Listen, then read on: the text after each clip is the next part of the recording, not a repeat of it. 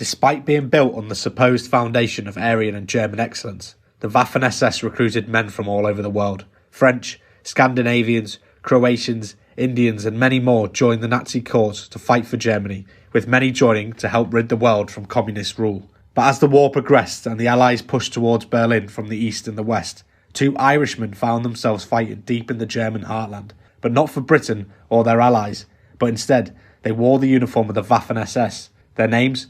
James Brady and Frank Stringer, and today I shall be discussing the Irishmen who fought for Hitler and Germany. In the Second World War, Ireland was a neutral country, but thousands of men and women volunteered to head to the UK and fight for freedom against the Germans. Brady and Stringer joined the British Army in 1938. They joined the Irish Fusiliers and were posted to Guernsey and the Channel Islands. After spending some time on the island, the pair got into a drunken brawl and attacked a local policeman. Therefore, they were thrown in jail in the summer of 1939. Fast forward a year, and Germany had conquered most of Western Europe.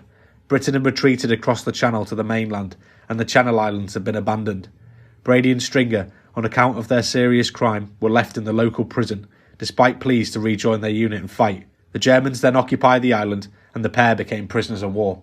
The Germans had been attempting to tap into historical Irish hostility towards the British, and they attempted to recruit POWs to work for German intelligence agencies. The majority of these Irish troops turned down this request. Brady and Stringer, however, did not. For various reasons, the Irishmen that were recruited for the intelligence agencies failed their training, and the Germans sent them to work as labourers. As time passed, the men were given a choice: continue their back-breaking work or join the German military and fight for the Germans. Brady and Stringer took up the Germans' offer, and they were drafted into the Waffen SS, as was the case with the vast majority of foreign volunteers. After completing their training, they were sent to SS Jaeger Battalion 502. This unit was commanded by the infamous SS commando Otto Skorzeny. Brady was then sent with the unit to Romania, where they destroyed railway and road bridges in an attempt to slow down the Soviet advance.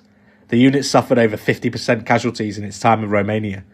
After this, he was sent to Budapest for Operation Panzerfaust to ensure Hungary stayed in the war and loyal to Germany. By early 1945, Brady and Stringer's unit had been sent to slow the Soviet advance at the River Oder. The fighting was brutal, and Brady was wounded twice during the vicious fighting that saw their unit almost completely destroyed. This would be the last time the two Irishmen saw each other during the war. Brady was sent to hospital in Berlin, where he was drafted into a ragtag unit of men to fight for the German capital during the Battle of Berlin. He was wounded again for a third time during the fighting. Stringer and the rest of the battered battalion were sent south towards Italy, and they surrendered to the Western Allies shortly before the end of the war. Brady managed to escape captivity from the Russians by using false papers. He managed to evade prison until 1946, when his true identity was discovered. Both men were charged with treason. Brady was sentenced to 15 years in prison, while Stringer received 14. The men were released in around 1951, and after that, it's unknown what happened to the two men after their release from prison. If you enjoyed today's episode, please do like and subscribe, as it really does help the channel. Thank you all for watching, and we'll see you on the next one. Cheery bye. Despite being